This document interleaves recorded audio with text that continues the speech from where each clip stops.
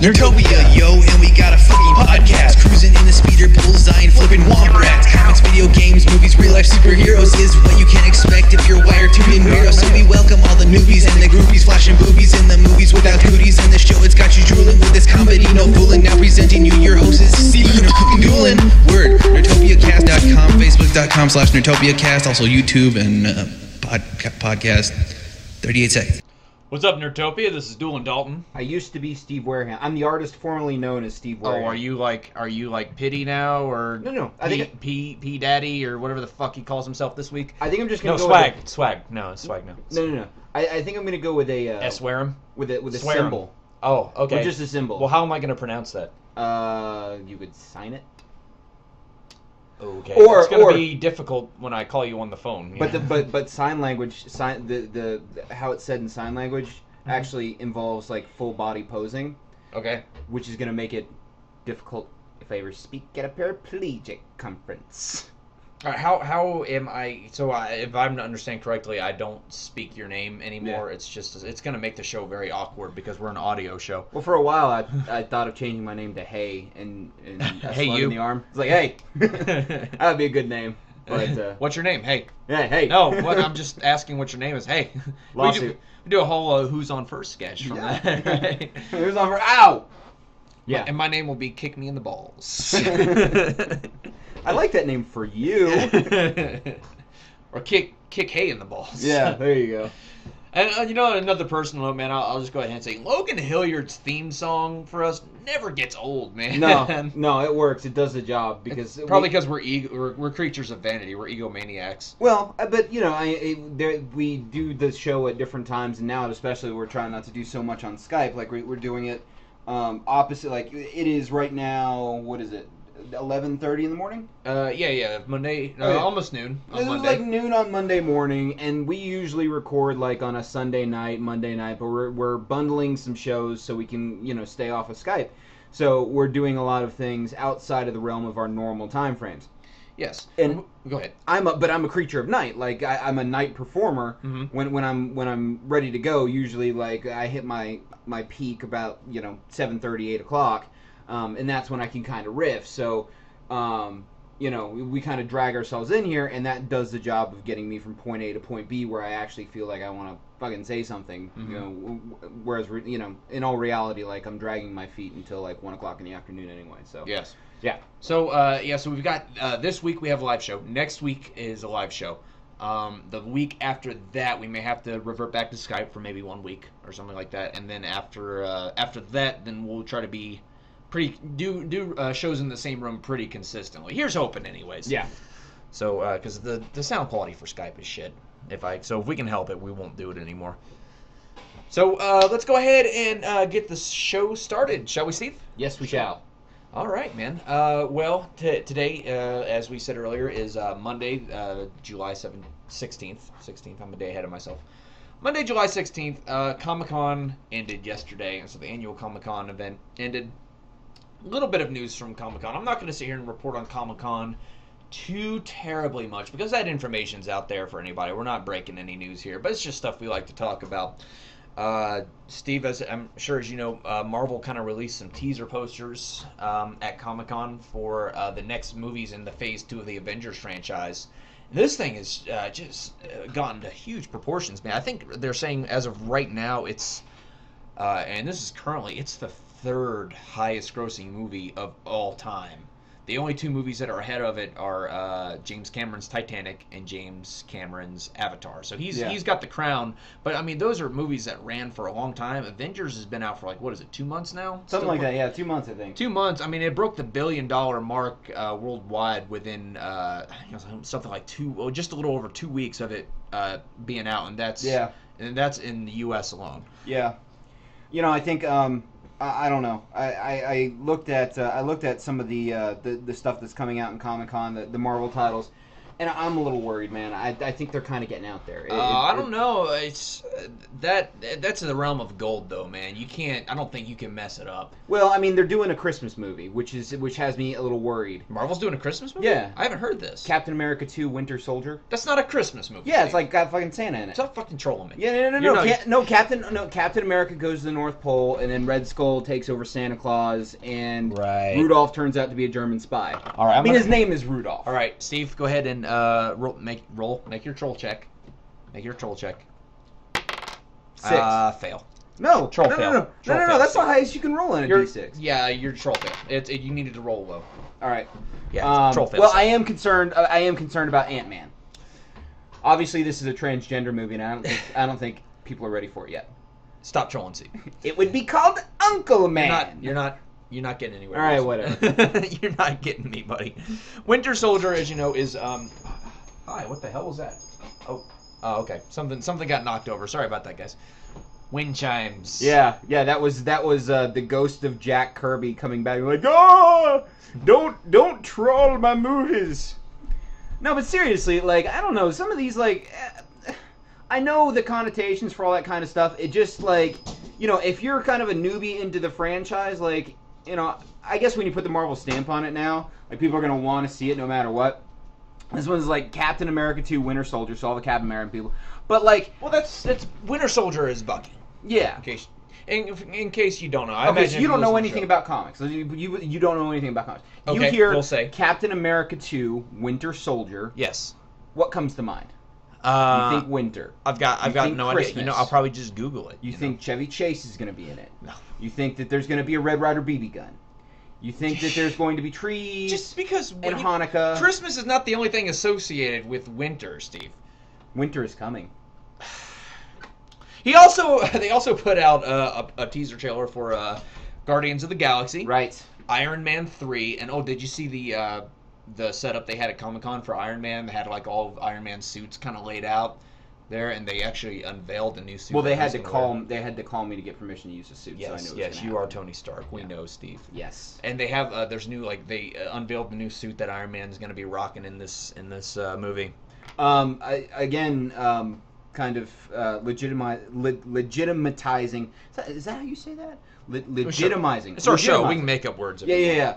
Legitimizing my case for Robert Downey Jr. as being one of the just overflowing abundant gifts that Hollywood has bestowed upon this fair land. Yes. So, you know, they get a bunch of kids up in San Diego on a stage, and they're all like, show us your Iron Man costumes. And they're walking around in cardboard boxes. And shit. You know, I mean, it's like, you know, with glitter and whatnot. And then dude just shows up. He's like, look, I'm the real Iron Man. I'm going to pick a winner. Like, out of nowhere, you know, kind of just surprising the kids and stuff. So I was like... Robert Downey Jr. seems like he's kind of the cool uncle that you want to hang out with at the family barbecues. Yeah, you know what I mean? Yeah. Not like the transgendered Ant-Man. Yeah, no, not like that at all. Yeah. Thor 2: The Dark World. They also released the trailer, or not the trailer, I'm sorry, the teaser poster for that. Yeah. They didn't really say much about that, though. I was surprised that they... Well, I thought it was going to be... we talked about it a couple of weeks ago. I thought it was going to be Thanos was rumored to kind of be the villain in that, and now they're saying, no, that's going to be Guardians of the Galaxy. Yeah. So... I think Thor 2, you know, Thor 1 was very epic and sweeping. I think Thor 2 is probably going to be a little low-key. I see what you did there, sir. I could do this all day. Yeah, I know. So, they also they aired a short film. Item 47. It was a short film that they aired at Comic-Con last Friday night. It's a film about the aftermath of the Avengers. So after the battle went down. Were there blue tarps on skyscrapers everywhere? That's a Florida joke. That plays to some of our audience. Yeah, but no, it wasn't anything like that. Something was left behind. So you see a little space pod, and it's kind of like in a big crater that was left in the aftermath of the battle. So it's a short film that's kind of a prologue, if you will, to the Avengers movie. And then the caption on it read on the poster they released for it: "The Avengers won the battle, but something was left behind," which that pretty much says it all. Yeah. So I think it stars a couple actors as SHIELD agents, and they're kind of cleaning up the aftermath. They find this Now, it was not only was it only available at Comic-Con, but it was kind of cool. You had to follow a scavenger hunt if you wanted to see it to get in to a hidden location to see this screening of Item 47, which was kind of neat. That's pretty neat. So what was the tagline again? You said something was left behind? The Avengers won the battle, but something was left behind. Okay, so I'm going to submit this for your approval. It wasn't a Hulk turd, Steve. Well, no, I know. But, like, okay, so, you know, like, all the time, like, you hear about these music mashups where they take, like, two, like, songs and mix them together. Yes. Like, one of my favorites is Linkin Park and Jay-Z did, like, an album where they took, like, Linkin Park's Numb and Jay-Z's Encore and put it on top of each other, and it really played well. So in an age where we have a lot of music mashups, right? Like, do you think like we'll ever see a movie mashup? So it's like Item 47, something is left behind, and then hold on, so like they're closing in downtown and the Avengers are cleaning up, and then Kirk Cameron comes out and he's all like, "Oh, it's the Rapture," and people get sucked up, and then it goes right into the Left Behind series. I think that would piss off a lot of Christians, sir. Well, I'm just saying. I mean, I'm all for it, and you know, maybe we could write a comedy sketch out of that. I'm all for because I don't rousing care. the rabble. Sticker jab. Sticker jab. You make good. What? No. Little Mark humor or Mark Wahlberg humor for you. Yeah, but so if you're wondering, Steve, where you might see this movie, it will be available on the special features on the Avengers DVD that will come out in September. So that's another reason to buy the DVDs. You would have been badass if you're wondering where you can see this movie. Check and see if there's a card under your chair. Like, put them. You get an Item 47 screening. You get an Item 47 screening. Everybody gets an Item 47 screening.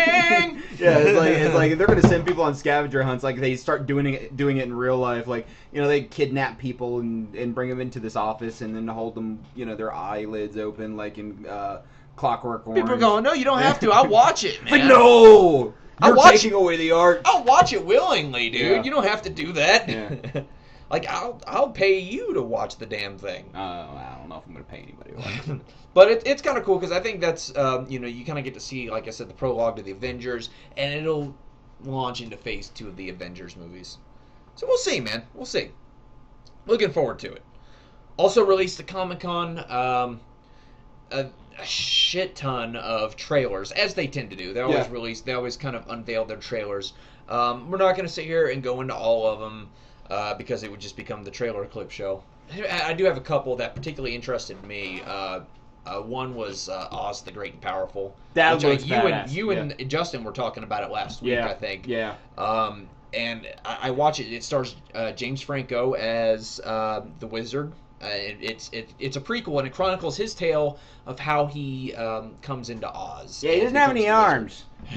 James Franco. Oh, hi, Norm Macdonald. Norm Macdonald just walked in. Yeah, he didn't have any arms, and he made a movie. Yes, Norm. No arms. Yeah, I know, Norm. He doesn't have any arms. You're right. You're totally right. He doesn't have any arms. Are you done now? Yeah. All right, go away.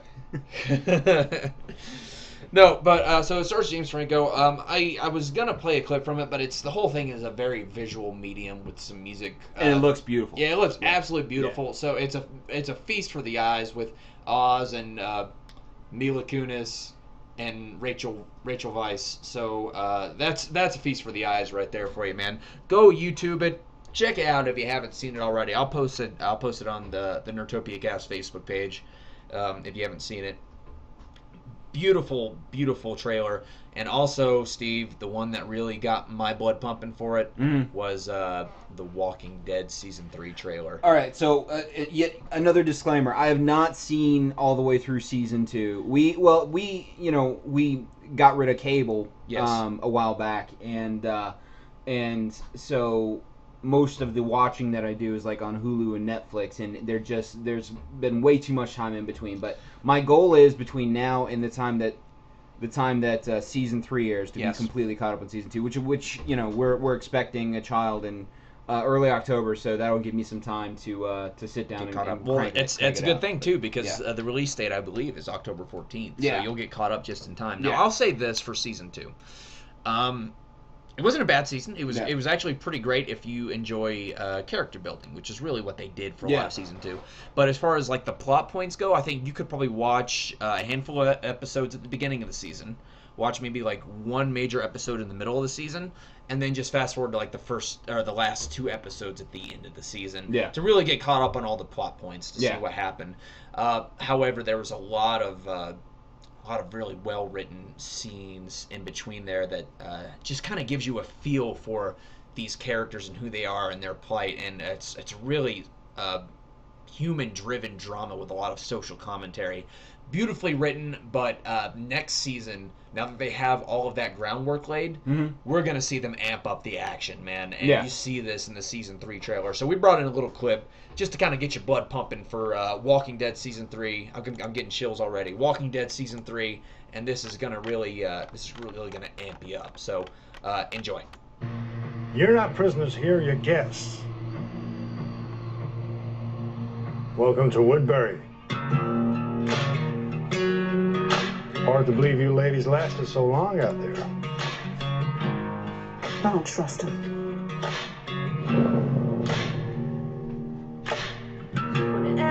You're not a killer, and I know that.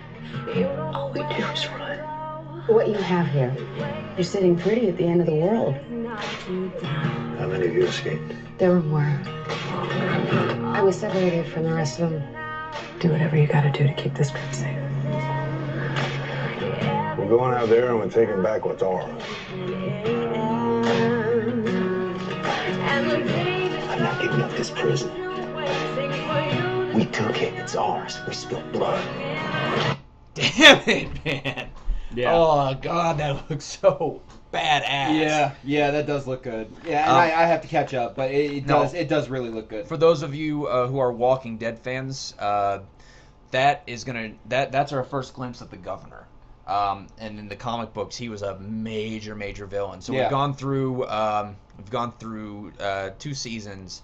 To a lesser extent, Shane was kind of a villain, but it was really kind of more shades of gray. And this guy, you're going to see a real villain, and we're going to see some really badass conflict coming up in this one. That'd be another great movie matchup.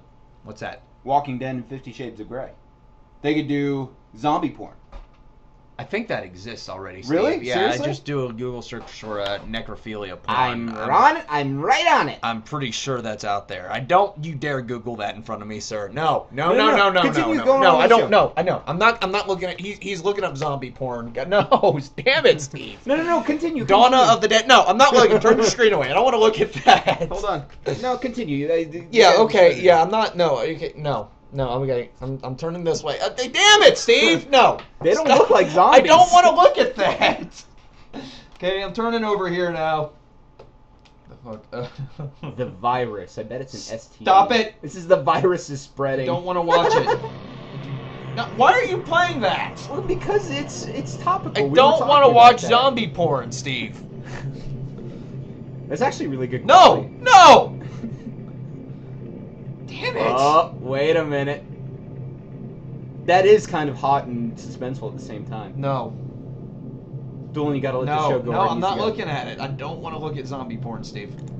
Fine. Get it off the Do screen. yourselves a favor and look up zombie porn at some point. Yeah, I'm sure they'll all do that, Steve. Oh, I know Chuck will. Yeah, well, Chuck doesn't have a line, man. Our friend Chuck just will pretty much watch anything you throw out there. But I mean, you only live once. Like, if there's something. Yeah, and I would like to live with. If I can live and not watch zombie porn, Steve, that would be awesome. I'm just gonna. That would be just awesome if I could not. Hot. Yeah, I'm sure it is. Why don't you go ahead and watch it and let me know? I just tried to, and you yelled at me. But go ahead. Well, because I don't want to watch it. Well, continue the show. Okay. You don't have to watch it. Moving onward. They showed footage from the Man of Steel trailer, man, and now this for me, this is big. Yeah. Because as you know, I'm a big Superman guy. Yeah. Always have been. Going back to where I was knee high, I remember one of my first memories of Superman is watching, Superman 2, where he battles Zod and the other renegade Kryptonians, and it's pretty much certain that Zod's going to be the villain in this one. Yeah. but they showed a trailer from it. Now, we watched the leaked footage from it. The quality is really poor, so we're not going to play it. So rather than talk about, or rather than show the clip from it, we're going to talk about the fan reactions a little bit. Now, I looked on HollywoodReporter.com this morning, and one fan, they said, was literally reduced to tears after seeing it. Yeah. In a good way. Yeah. In a good way. He was just kind of blubbering and saying that it was beautiful. It was everything that he had hoped he'd see in a Superman movie. And then another fan that they talked about, he after watching that trailer said that any doubt he had was gone after seeing that footage. Well, but Zack Snyder is, he's got enough cred. You know that somebody, if somebody can pull this off, it's Zack Snyder, and I don't think he's really kind of made a miss yet. So, I think adding that edge a little bit to what can be a really vanilla, it can be a really boring and vanilla franchise. Yes. See, Batman goes in the opposite direction. Batman can be a really, really dark, gritty, kind of messed up franchise. Yes. Which Nolan did his best to highlight that, but still keep it to the point where it's cinematic. Like, it takes a little bit of tweaking to make Superman watchable, because if you watch the last Superman Returns, right? The last one. If you watch that, it's too vanilla. It's way too vanilla. Wait, go ahead. So you need to give it an edge in order to make the story. Well, here's my thoughts on Superman Returns and why I personally think it didn't do so well. Well, aside from having a shitty script. Yeah. They interviewed Christopher Reeve maybe 10 years ago. I mean, as you know, he passed away in 2004. But one of the last things that he did was he had a recurring role on Smallville. Right. And they did an interview with him about it because they said, why now? You're in a wheelchair. You're not acting much. Like, why are you pulling it together to come out here and have a recurring role on Smallville? And he said, it was more for the legacy. Yeah. The legacy of Superman. And he said, this Superman's been around since the early 30s, I think. Oh yeah. So he's a character that's withstood the test of time. Right. And the reason he's done that, whereas other characters have not, is because he's been successfully reinvented for every new generation. And these are Christopher Reeve's words. Sure. So in doing that, he was keeping the legacy going by, more or less passing the torch on to a Superman for a new generation. Mm-hmm. Now the problem with Superman Returns is they took Superman from the late 70s, early 80s, and they tried to just repackage that same Superman and give it to us in the year 2006. Yeah. Times have changed. So you need a new Superman for a new time, and he had not been reinvented for that. It was just another Christopher Reeve Superman. Even so much so that they casted an unknown simply because he bore a resemblance to a young Christopher Reeve. Yeah. You know what I mean? And so he ain't working. That dude ain't working. I haven't seen him in anything. Brandon Routh, he's done some things, but he's not. I mean, I think Superman's. I didn't mean he's not working how we're not working. Oh, yeah. He's not working as in he was Superman now not working. No, I mean, I don't think it was that fault. I don't think he was at fault for that. I think it was a crappy script. Two, that role was really not the right fit for him. Yeah. And you've seen him in some of the things, he's done a Kevin Smith movie. He was in Zack and Miri, smaller role. Oh, that's right. Yeah. He was in Zack and Miri, and then he did Dylan Dog, which is a really silly, sort of tongue-in-cheek kind of vampire werewolf movie, zombie film that he did. But no, the great thing about this new movie is we're going to see a complete reinvention of the Man of Steel, and I was against it for a long time, and then kind of the words of Christopher Reeves came back to me. And I got excited about it again. We get to see Jor-El in the trailer, and he's imparting words of wisdom to his son before he shoots him off to presumably die on some godforsaken planet. Yeah. And then you see Kevin Costner raising him as a young boy, and then you see young Clark Kent. He's running through the field with a little red sheet on his back, which kind of alludes to something else. And they used some sort of score from Hans Zimmer from another movie he did. It's just a brilliantly bold, sweeping tune. So it's really exciting, man. And we Superman fans, after 2006, we need a win. Yeah. Because that Superman Returns was such an epic disappointment, and then on top of that, there was a lot of us, myself included, who were really disappointed in the way that Smallville turned out. Yeah, and I think too that it's going to be exciting to watch what DC does with this, because it's going to be the beginning of the Justice League franchise, much in the way that Iron Man was the beginning of the Avengers franchise. Yes. So there's going to be a lot of tie-ins. It's already been confirmed that there's possibly a Wonder Woman tie-in. Well, okay, I've got some news on that. Yeah, go ahead. Go ahead. Well, okay, when they asked him about the plot, Snyder stated that we have great respect for the continuity that has come before, but this tale will be a matching of stories. And then they asked him if the Man of Steel is going to launch DC into a Justice League film. He's really political about it. He said, you have to be. Yeah, because he can't give too much away. But he said, Superman is the jewel in the DC crown. We want to get this house in order. Then who knows what's possible? Yeah. So he's saying, well, maybe not. We're waiting to see how this movie goes. Hopefully it goes well. So basically, what I took from that is that so long as this movie is a success, they'll move forward with it. Yeah. And so as far as the Wonder Woman cameo go, the rumor mill is turning, sir. The internet is abuzz with it. Fanboys are posting speculation everywhere, left and right, and all of it because I tried to trace it back, all of it seems to be originating from comicbookmovie.com.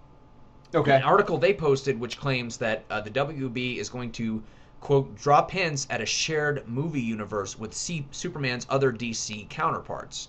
So what I think this means is that we can expect there to be a reference to other DC superheroes.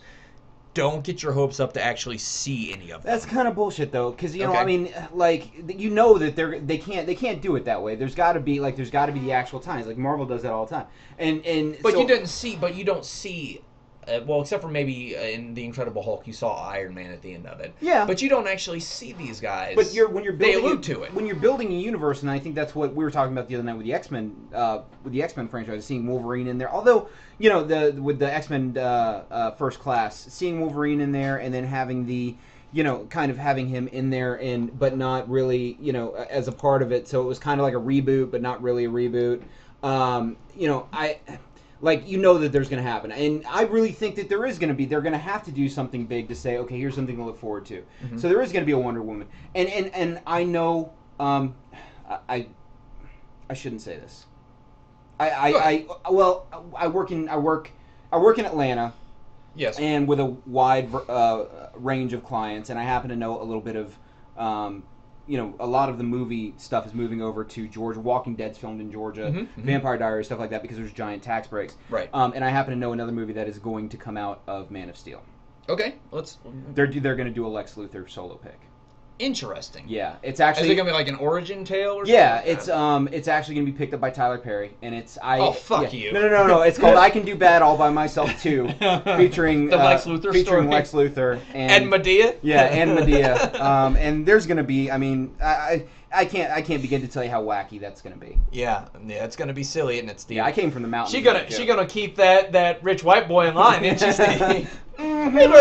Actually, Nell Carter will be playing Medea. Nell Carter. Is Precious going to be in it? Yeah, Steve? So that Tyler Perry can. She's going to be Thundar the Barbarian. No, Steve. What? No. Oh, you silly. Although I do have a little bit of I got excited for a Lex Luthor film, man. I know. Because you don't see the villain movies. I think that would be a good. That would be a good idea. There's going to be, the joke you could call The Dark Knight Rises, or not the Dark Knight Rises. You could call Dark Knight. You could call that the Joker's biopic, pretty much. Yeah. So I think like a Lex movie could stand out on its own, and I think there are a lot of supervillain, like the more based in reality supervillains. Yes. That could stand up on their own. Guardians of the Galaxy, it kind of sounds to me like it's going to be... Walken? Did he slip in there a little bit? Guardians of the Galaxy, it sounds to me like it's going to be a movie about Thanos. But that sounds like to me it's going to pretty much be like a Thanos biopic. Yeah. Because, that's why they're doing it. They're doing it to launch the battleship Thanos. Yes. Although, you know, in that entire conversation, I do take a little bit of umbrage with one thing that you said and one thing that Zack Snyder said, that Superman is the crown jewel of the DC franchise. Absolutely. He's the golden boy. I don't think that he is anymore. I think if you're thinking DC, I think you and I grew up in a different time where we thought Superman. I had a red cape like everybody else. Yes. But I think kids that are growing up nowadays, and certainly in the last 10 years, I would say, you know, born after, let's say, the beginning of the animated series, right. Batman the animated series. I would say that DC is now a Batman company and not so much a Superman company. And I think that you can. Well, they could. This could all change. It could change the tide. Yeah. But I think right now you can't call. I don't think Zack Snyder can call Superman the crown jewel of the DC franchise. Very much in the same way that, but very much in the same way that you can't call Spider-Man the King of Marvel. Whereas, like, you know, Wolverine certainly, and almost to an extent, Iron Man now has circumvented that. I mean, but that's due to the success of these movies. Sure. Not so much from the comic book standpoint. So the medium is changing, and the audience is changing. Who's on top? Because people who don't read comic books watch comic book movies. Sure. As I'm sure you know, and as I've gone on record and stated several times, I don't read comic books anymore. Yeah. I'll sit down and I'll read a graphic novel because they're one shot, but like I don't have the commitment to sit there and read or the cash. Yeah, it's an expensive habit. Yeah, it's an expensive habit, and I've no desire to sit there and shell out money and pick up a new issue every week. Yeah. Now, if I could just flip on the TV or maybe watch a webcomic or something like that, I'd do that. But I'm not putting the time into it. Yeah. So I read one shot things. But people who go to see these aren't necessarily the comic book fans. They're just people that grew up with these characters in one form or another, and now get to see them on the big screen. Or the small screen, as the case may be, because we've got a lot of rumored superhero TV shows in the works too. Yeah, but I think as far as you're talking about a franchise that has consistently, it started out with the early Hollywood Batman stuff, and of course those ended up tanking towards the end. But a franchise has consistently built upon itself and started that defined excellence in the superhero genre. Yes. I don't think you can screw up a Batman franchise now. I think it's very possible, sir. Well, look at Joel Schumacher's Batman. Yeah, but I mean, they're not going to put it in that kind of hands anymore. It was one of those things that established a bar of excellence.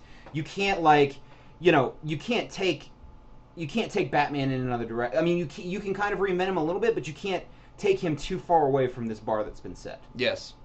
Fair enough, man. Yeah, I mean, and the bar has been set awfully high. And, following all the buzz of everything that's happening with Man of Steel, we got Dark Knight Rises coming out next week. Yes. Now, I think before we talk about it, we're gonna give it a couple weeks. Yeah. I think we're gonna get, for the people who haven't seen it, we're not gonna talk about it right away. And I'm gonna tell you, there were some Avengers spoilers out. Yeah, that we happened to see. Pissed me off, man. Okay, that's fine. Avengers is fine because I was hyped up to see the Avengers, but I wasn't it didn't.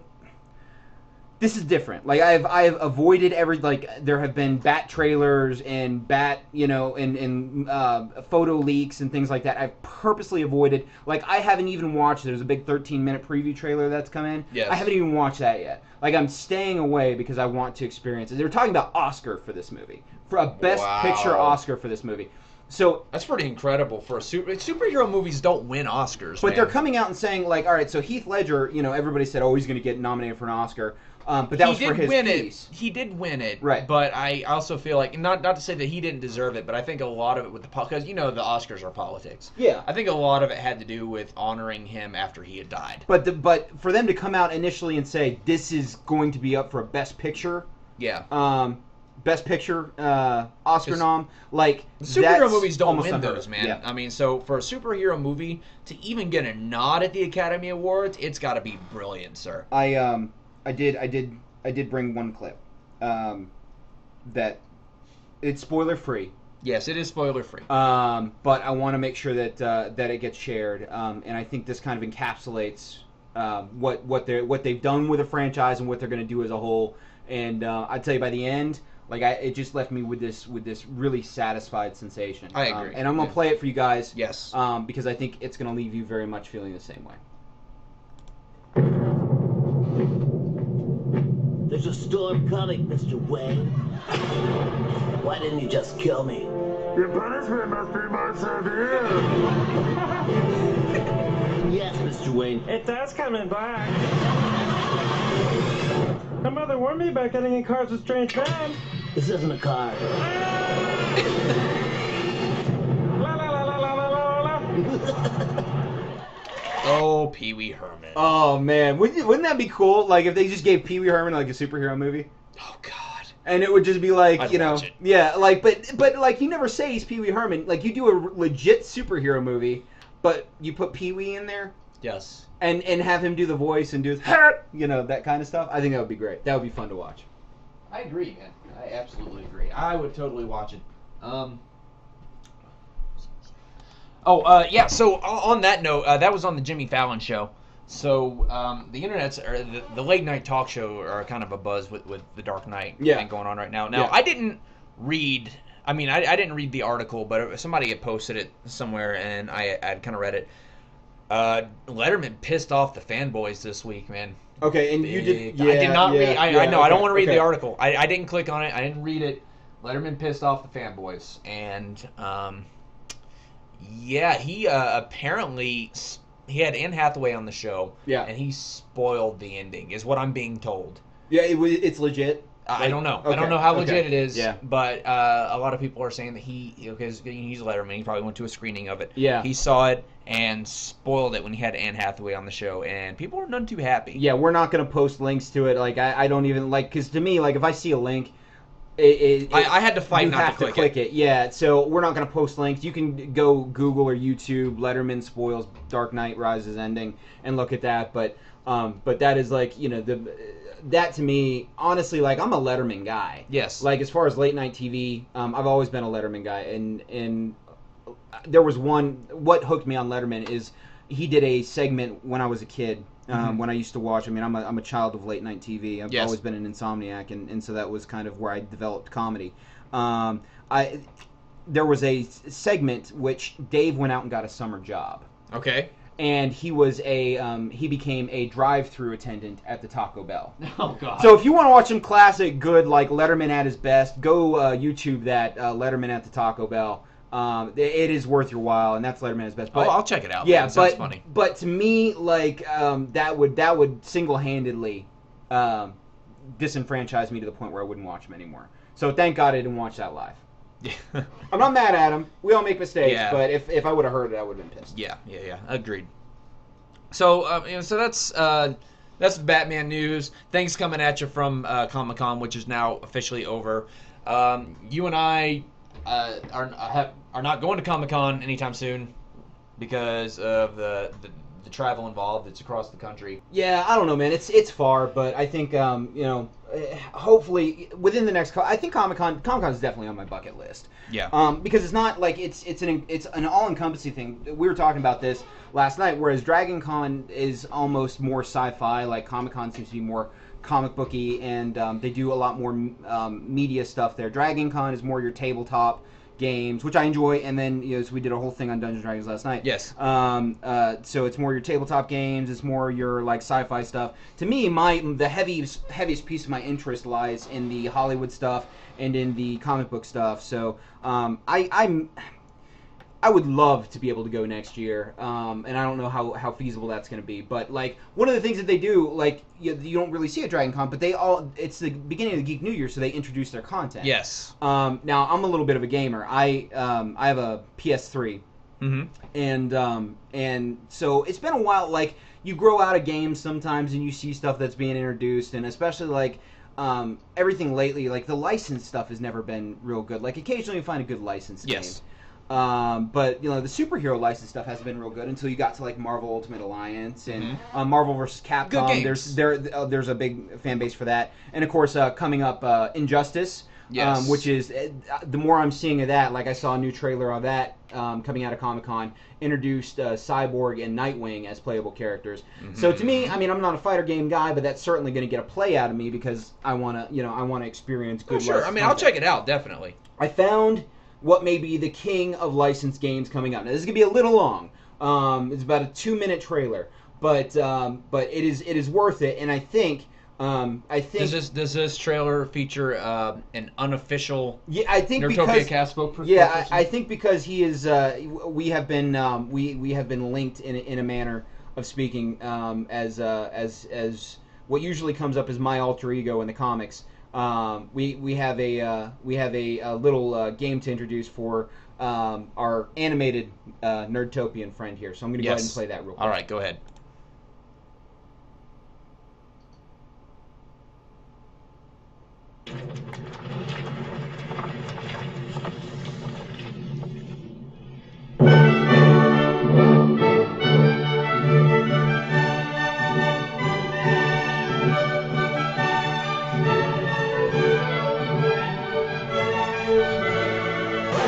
Hey, internets, we got a video for you to see. Ooh, is it the video with the two girls? Whoa there, champ. Not safe for work. Oh man, those are our favorite videos! No, we love videos set to melodramatic music and slow motion. We love videos with boobies! So is this a video or what? It's a game! A game starring yours truly. Come on, let's scratch that Deadpool itch. Bang, bang, bang, bang, bang, bang. Bouncy. More bouncy. Woo! Best ride ever! Open wide. Now let's be honest. I'm not the only one with a little bit of shit in their pants right now, am I?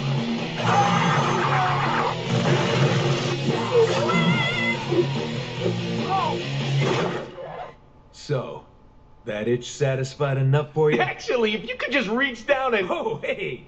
Thanks, dudes. We'll be in touch. Call me. Suck it, Wolverine. Yeah, do yourself a favor. Go check out the link on YouTube, Deadpool the Game, or www.deadpoolgame.com. I don't know how to get excited. I don't know anybody who doesn't like Deadpool. Yeah. Man. He's just such a likable character. I mean, he began as a villain, yeah. and then he was just so much fun that they finally kind of like shifted him towards the realm of the good guys a little bit, just because he was such a fan favorite. The part that gets me is with the guns, and he shoots bang, bang, bang, bang, bang, bang, pew, pew, pew, pew, yeah. pew. That's the part that gets me every time. If you don't and this doesn't, like, so we're an audio show. What this doesn't do is show you the scenes from the game and the action, and it looks amazing. So just so long as the control, I guess, you know, and the story plays out, there's a lot of different intangibles in games that can make a game suck. But for all intents and purposes, graphic wise, it seems like the writing of the character and the attitude of the character kind of sticks.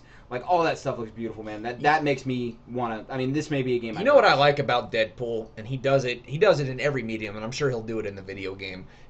One of his powers he seems to have is being aware of the fact that he is a comic book character. Yeah. And he will, I mean, whereas nobody else does it, like, he will break the fourth wall and talk directly to either the reader of the comic book, or, I'm sure he'll probably talk directly to the player throughout it. I mean, and it's so much so to the point, like, the other characters of the comic books will be like, who the hell are you talking to? Yeah. I'll tell you, that freaked me out. There was a when I first got my PlayStation 2, one of the first Metal Gear games that came out with it.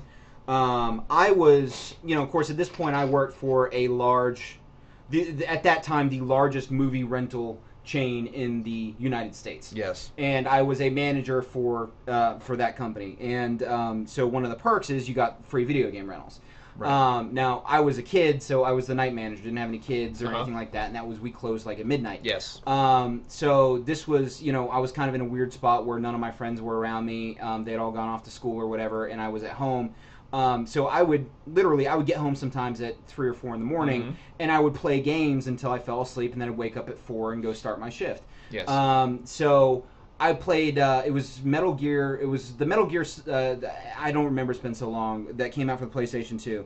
And there's a part of the game where, you start seeing, like, anomalies in the screen, and they tell you, it's like, you've been playing for a really long time, and you automatically go to the continue screen. Yes. Like, and then the character, like, the character in the game starts talking to you. Yeah. Well, now, at this point... Which game was this? This is Metal Gear Solid. Okay. I think. Kind of like, hey, are you going to do this, or what? Yeah. Like, it starts really messing with your brain. Like, so you're up and you're playing and everything, and it's like, hey, man, don't you want a break from the game? Yeah. And it's like, no, how are you talking? And like it starts like talking to you about the character and what you may or may not think, and then like it keeps bringing up, it's like you're dead and you get to go continue. But after being awake for like 36 hours, it fucks with your brain. I'm sure it does. So you probably want to get plenty of sleep before playing this game if Deadpool's going to break the fourth wall like that. Because I'm sure they'll find a creative way to do it. Well, it's badass, man. I'm looking forward to it. Yeah, it looks really good. So, yeah, DragonCon, man. We'll talk a little bit about DragonCon now. Steve and I are going to be there with some of our NerdtopiaCast crew. Mm-hmm. And if you guys want to find us, you can like us on Facebook. I think we'll be posting updates as to where we are. If you want to come out and see us, talk to us. We're going to be taking pictures out there. Yeah. If you've got a costume on, you want to snap a picture of it, we're going to put you up on our website. Looking forward to it, man. We expect to see each one of our dozens of fans there. Yes, so exactly. We want to make sure that you guys show out, and we'll make it real special for you. We'll sign anything if you want our autograph. Just want our autograph. We want you to want our autograph. Yeah. Make us busy. Please prove to me that this whole little project was working, and come up and find us. We'll be wearing NerdtopiaCast t-shirts. Yeah, we'll make it easy for us to find. Yeah, we'll be easy to find. Yeah, a lot of checking in and whatnot on Facebook. Yeah, absolutely, bro. And I'm kind of looking forward to it. As I've stated back in like episode 10, I think it's going to be a good time for Star Trek fans. Yeah. Because Patrick Stewart's going to be there. Your wife's going to cheat on you. Shut up. Stewart. No, she is not. Yes, she is. Oh, Jen. We know you're in here. Yeah. Yeah. All right. She's in the back. Yeah. Yeah. Patrick Stewart, Jonathan Frakes, Michael Dorn, LeVar Burton, Robert Picardo. Hey, how do you think Jonathan Frakes is going to get there? You think we're going to have Frakes on a plane? Oh, dear God. What about Frakes on a train? He could take a train. I fucking hate you. Don't you encourage him, Jen. But I keep on checking. I gotta get these motherfucking Frakes off this motherfucking train! Oh, for dear fucking sakes. This is how I talk. All right, go ahead. I'm sorry. I need to take a minute. I'm still reeling from that level of stupidity. All right. If you'd like to take a minute, just sit right there. I'll tell you how it became Frakes on a train! That was a mashup. We talked about mashups earlier in the show. Come in. Banging my head on the desk right now. Oh, you love it. So, I keep on checking the guest list to see if Brent Spiner is going to sign on to do DragonCon. And the reason for this, Steve, is I don't know if you're aware or not, but Brent Spiner, who, for those of you who don't know, played Data on Star Trek The Next Generation. Right. He's a good friend with Patrick Stewart, and they've obviously they've toured a lot of the conventions together. Right. And they seem to have some sort of long-standing friendly rivalry going on, and they'll show up at each other's Q&A panels and just proceed to fuck with each other. Yeah. And so, and what he's done in this particular Star Trek convention is Brent Spiner has snuck into Patrick Stewart's Q&A. Okay. And he is pretending to be a fan, and he's heckling Patrick Stewart. Okay. So this is a little taste of what he's doing messing with Patrick Stewart and how Patrick Stewart is retaliating. Okay. To make me responsible for your being unwell. So can I suggest that we just do this thing I was about to do, and then you know what? I am going to invite Brent Spiner up here on stage. Oh. And you know what? I think he makes me feel wonderful.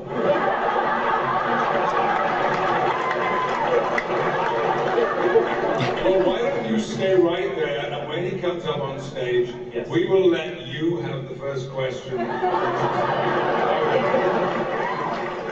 Okay. So at that convention, he kind of snuck in and made himself known by messing with him, and then does it again at another convention. Okay. And this is because Patrick Stewart kind of got the better of him that time around. Right. So here he comes in again, messing with Patrick Stewart during another panel. Before, but Jonathan Frakes came back from a convention while we were still shooting the series, and that Monday morning on the set, he said to us that he'd walked around the dealers' tables, and he had seen one table where a sign read, "Buy one data, get two writers free." And Patrick Stewart nails him again, man. So at this point he's kind of unbeatable. Now, Brent Spiner goes to another con last year, And I don't know, have you ever heard him do his Patrick Stewart impression? No, I haven't. It is spot on. Is it man. really? Okay. It is dead spot on. And so here he is, he's messing with Patrick Stewart is not there, but he's kind of teasing him a little bit behind his back. Okay. And he's talking about what he used to do with his Patrick Stewart impression. Where you will go and break it. I have done it in front of him before. He doesn't like it.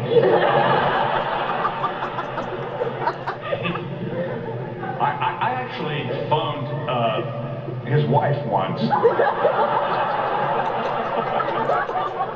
Well, one of them anyway. And I said, darling, I'm not going to be able to make it home for dinner tonight. I'm so sorry. She said, why? You said you'd make it. No, I can't. I'm here. I've got more shooting to do. We've got 6 more scenes. She said, Brent.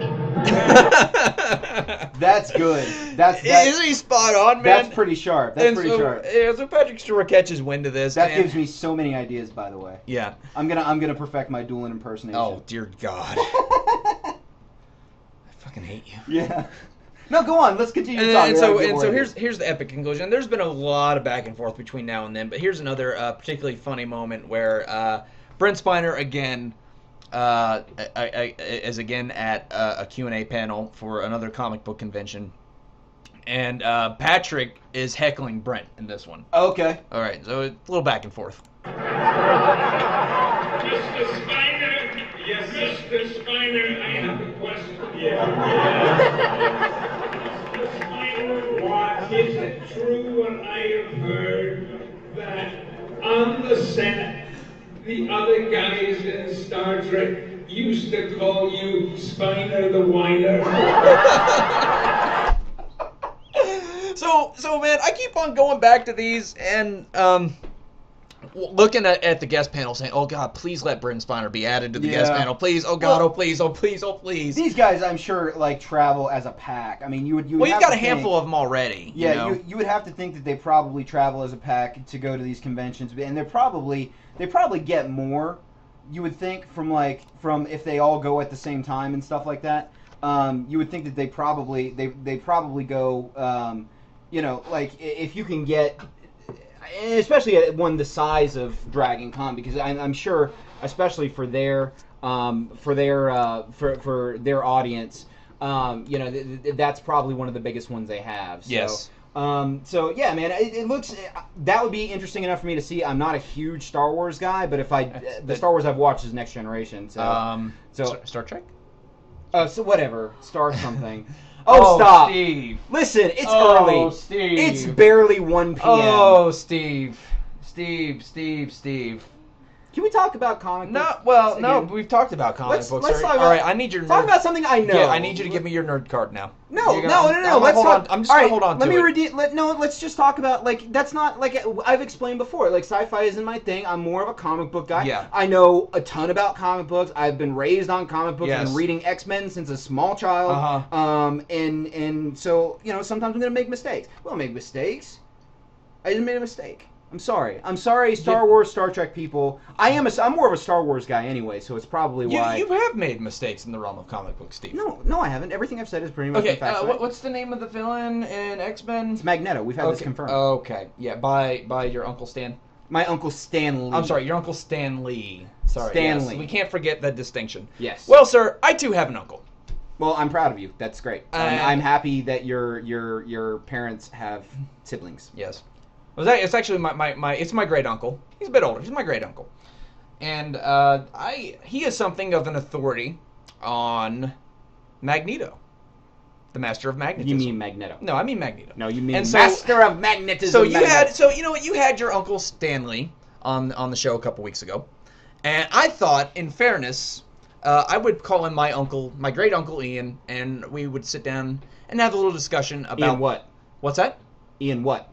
I'd rather not out him. Actually, he's kind of already out. But wait a minute. No. What? No, Ian. Fuck. He's an actor, Steve. And that's all you really need to know. He's an actor. He's had some success in cinema. I won't say how much. He's had some success doing movies. And he is something of an expert on Magneto. So I got him on the phone. on Skype a couple weeks ago. I've been kind of sitting on this for a while, and I called in my uncle, and we just had a little talk. Just a little friendly family sit down, and we're gonna go ahead and play that phone call. I don't Play it, Steve. No, I don't have the. It's not. I'm looking at it right now. It's queued up. No, see, it's saying that the video is broken and that we can't. It's not. The audio doesn't. Steve, play the clip. Play the clip, Steve. You have to cut the first part out. And 5, 4, 3. Okay, so we're back. I've got my Uncle Ian on the line here. He's hello. Hi, Uncle Ian. How you doing? Doing very well, Doolin. Good to see you, lad. Oh, it's good to see you too. Uncle Ian is on. He's on a Skype call with me here today. Unfortunately, he couldn't be here because he's overseas. I don't get to see him very much. Uncle Ian is actually he's my great uncle.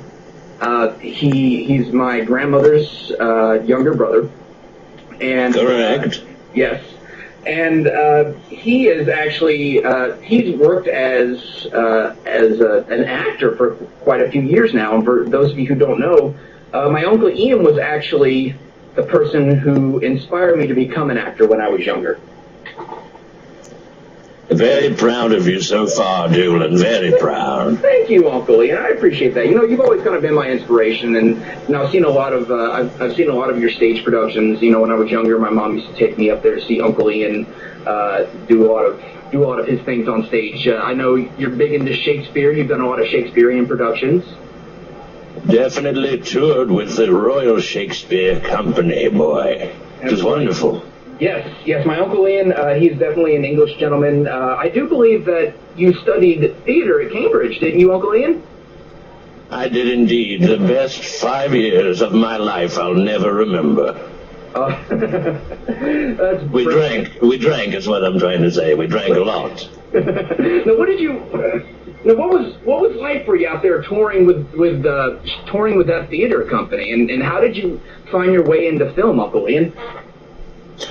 Well, it's like anything else. You just want to perform as much as you can and get any job that'll come along. And after a while, you do Macbeth and King Lear and everything else, and people start noticing you and casting you. I actually, one of my favorite films was Apt Pupil, and that was a gentleman, named Brian Singer. He saw me.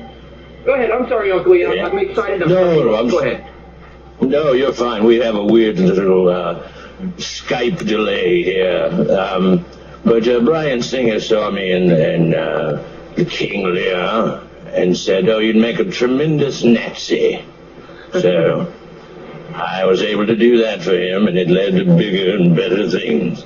That's right. Yeah. So a lot of you have probably seen my Uncle Ian do some movies. I won't come out and say exactly who you are because I don't want to brag. But chances are you've probably seen him in like he just said, Apt Pupil. He had a role in that movie. And he's been doing films since the 60s. So he's been around. You may have seen him, and he's also worked with. I believe you've done some films with Peter Jackson. Indeed. I think you've worked with Ron Howard as well once or twice. Have I? Yes, that's correct. I remember now. Yeah, I remember now. Filmed a couple movies with you. Absolutely. You'll have to forgive me. I'm getting up in age. Oh, that's okay, Uncle Ian. We understand. Also, I just referred to him as Opie, so I forgot his name. That's right. Ron Howard did the Andy Griffith Show when he was very little. As little red-headed munchkin he was. Brilliant. Well, there's one thing that I did want to talk to you about today, Uncle Ian, and that is, now I know back 12 years ago, back in 2000, correct. You did a film with yet another film with Brian Singer, and he made a movie. For those of you listening at home, you may have heard of it. It was a little film called X-Men. Ah, wonderful picture. It was, and once again, I don't want to say who you were in that movie, but let us say that I guess my Uncle Ian had a rather important role in that movie. I will say it was of moderate importance. Pretty high profile, if I must say. Now, let me ask you this.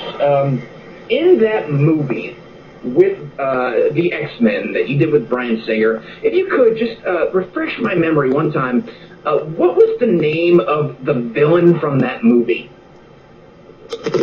My dear Doolin, you have to know that the villain in the X-Men movie was the master of magnetism, Magneto. Brilliant! That's exactly what it was.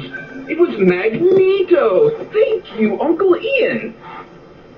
Oh, it's no problem. I mean, is there a dispute on that? I mean, I think anyone with half a brain would know that it's Magneto. Well, yeah, I've got a friend, and we've kind of got a bet going.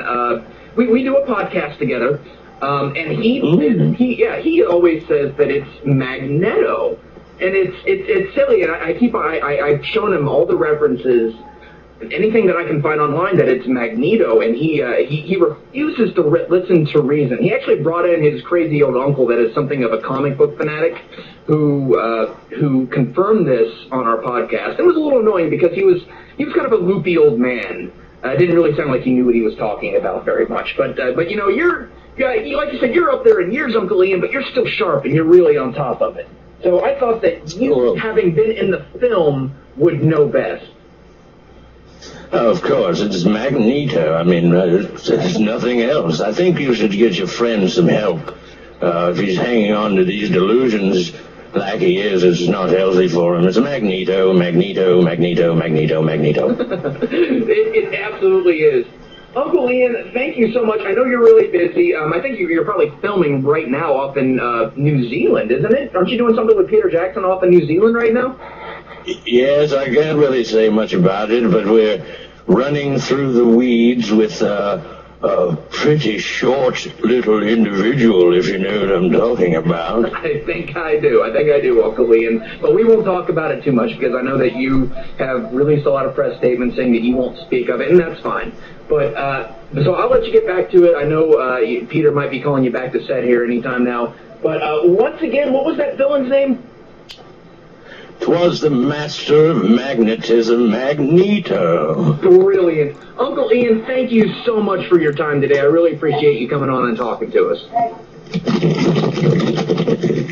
No problem. I really appreciate being here as well, sir. And, you know, like I said, you're looking good. You're keeping in shape. You're doing all right? I am. Yeah, I'm going to the gym a couple times a week, and I'm performing. I'm still acting. I'm out there, and I'm doing my thing in front of the people, and yeah, it's good. I feel good. Well, now, where are you acting, dear boy? Well, I'm performing. I'm getting paid for it. I'm doing at a theme park where I do a Wild West stunt show, Uncle Ian. It's really cool. You should come out and see it sometime. It's acting work. It's acting. A theme park? Yes. Which one are you? Are you Mickey or Goofy? Oh no! I'm not with that company. I'm a cowboy, Uncle Ian. I'm 30 years old and I'm a cowboy. Oh, on a steel horse you ride. I see. Yeah, like the song lyric, exactly. Sometimes I sleep, sometimes it's not for days. Okay. Sorry, I've got some cut in my throat. Do you remember what I said to you when you were studying for your SATs? Do you remember what I said? I think so. You said never settle for You shall not pass!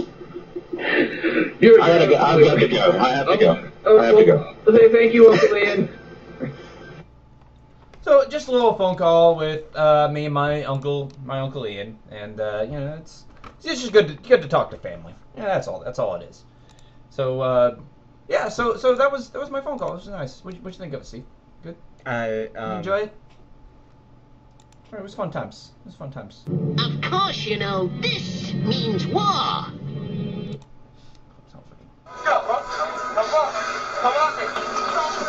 Come at me, bro. Come at me. Come on. Come at me, bro. Come on. Pray. Come at me, bro. Come at me, bro. Come at me. I'm right here. I'm right on the move. Come at me, bro. Standing right here. Come at me, bro. Put your hand. Yeah, that's what I have to say about that. will never be the same. No, it's fine. You know, people have differing opinions. People have differing opinions, and it's that's why you had your Uncle Stanley, and that was fine. Yeah, I mean, he has an opinion. My uncle has his opinion, and I just brought him in to rebut your uncle's testimony, if you will, because we're adults. We can settle this civilly, and hopefully with logic. Sure. So there's that. So anyways, that's coming down to the end of our show this week. Make sure you come in and check us out next week. We've got a special Dungeons and Dragons theme show. We haven't really delved into the realm of nerd yet, and we recorded that one last night actually, but we're waiting to put it out. We had a lot of fun recording that show, so that's going to be up. We're going to take a break from Bill Shakespeare joins for a couple weeks. I think we're kind of running into the ground. We'll come back with it, but we just have it be fresh. Just kind of let it sit for a while. And coming up pretty soon, we should have El Caballero on the show. Oh, that'll be fun. We're looking forward. For those of you who don't know, El Caballero is a friend of Phoenix Jones, and he's a member of the Rain City superhero movement.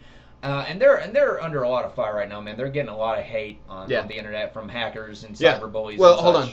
You said he's a friend of whose? Phoenix Jones. You mean close personal friend, Nerdtopian Phoenix Jones? That'd be the one. Okay, yeah. okay. And if you haven't, back in episode 6, guys, we have a 45-minute long interview where we just sat down and shot the shit with Phoenix and his wife Purple Rain for both of which happen to be close personal friends. Yes. And in case we didn't mention it before, we know them. They're friends of ours. I know them.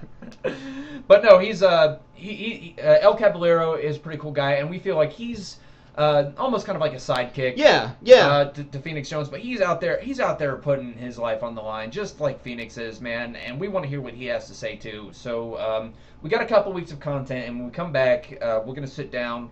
We're gonna have a little sit down with El Caballero, with soon to be best friend El Caballero. Yes, soon to be best friend El Caballero, and we're just gonna talk. Well, that's the thing too, and I want to make sure that because with our numbers on the website and on the show and everything have really kind of gone up. It's hard for me to imagine that this is actually the website's only been open for like 2.5 weeks. Yeah. Not even less than a month, like 2.5 weeks, and we have hundreds of articles up, all done, all original content. All of which are just, oh my God, so well done. Yes. We've already had Phoenix on. We've been focusing so much on that it's been difficult sometimes to focus on the show. But I want, as our audience grows, I'm sure that we're going to start having listeners that happen to work in quote unquote the business, and I want to make sure that everybody knows that if you come on our show. And interview with us, we will address you as our close personal friend, and we'll invite you over for pizza and beers, and we're huggers. I mean, there are times I think when everybody needs a hug, and we'll hug you. Yeah. Most of you, some of you, like I don't. Just not if you're an uggo. Well, I mean, there are ugly celebrities I would hug. Okay, fair enough. But I don't want to call them ugly out on the show because then they'll be like, you can't be on the show. Yeah. Ryan Reynolds, I'll hug the shit out of you. If you come on my show, Ryan Reynolds. Is that what they're calling it now? Yeah. What? No, go ahead. What do you mean? No, it's cool. No, I wasn't saying. I wasn't implying at all that he was ugly. He's beautiful. No, I know. He's a beautiful man. Yeah, very beautiful. Yeah. Mm-hmm. I'd kiss him on the cheek. Yeah, I'm sure you would. And he wouldn't slap me like Will Smith. No. He'd be like, oh my God, thank you. No, not at all. Why are you being weird about this? I'm not being weird. I'm just. You wouldn't kiss Ryan Reynolds on the cheek if you had the opportunity? And snuggle a little bit? I bet you he smells good. I bet you he smells fantastic. I'd probably bro fist him. I mean, that's really... That's it? Yeah, just a bro fist. I don't feel the need to hug Ryan Reynolds. Why not? Why? He was in Two Guys and a Girl in a Pizza Place. I never watched that show. It was a great show. He's really funny. I'm happy with He's a funny dude. You'll get a kick out of this. I was watching him on the Today Show. Yeah. And he's like, they were talking about him being like sexiest man alive like twice or something like that. And they were like, so what are you doing with that now? Do they have like an alumni group? He's now I'm on the lecture circuit. Like just like that. He's very quick. Yeah, quick-witted guy. Yeah, it's quippy. It's very quippy. You got to get more comfortable with bro love, man. I'm plenty comfortable with bro love. But it's okay. I did an entire episode about my man crush on Matthew McConaughey, sir. But you need to expand your horizons. It's not just you don't need to just stay with the magic mics in the world. There are tons of bros of like various degrees of size and shape that need love. Are you the one to give it to him, Steve? I will. Okay. I'll dole out some bro love. Right. Steve, for those of you who are listening, Steve is more than willing to give you bro love. Yeah, So, sure. Come on. Yeah, anybody. So You're all you welcome. can take that any way you want. But just let's all consider personal hygiene before we do get on the hug train. But after that, yeah, man, I'll hug anybody. Come to Dragon Con and hug me. Yeah, we'll check into Dragon Con. But don't be one of those douchebags with the free hug signs. I hate those guys. I'll hug them too. No. No, I'm you don't get a hug if you have a free hug sign. I hate those people. I'm more of a smell guy, so just know they're that. a stupid attention horse. Not like us. We're attention whores who are putting out a product. They just walk around with a free hug sign. Well, some bros need hugs, man. No. Bros love hugs. No. I got that, bro. Some hugs. Bros love hugs. Fuck's sake. I'm gonna go out of here before first of all, I'm hungry and I haven't eaten anything today, and second of all, you are giving me a fucking headache today, sir. So for NerdtopiaCast, I'm Doolin Dalton. I'm the lovable Steve Wareham. Thanks for nerding out with us, guys. Good night.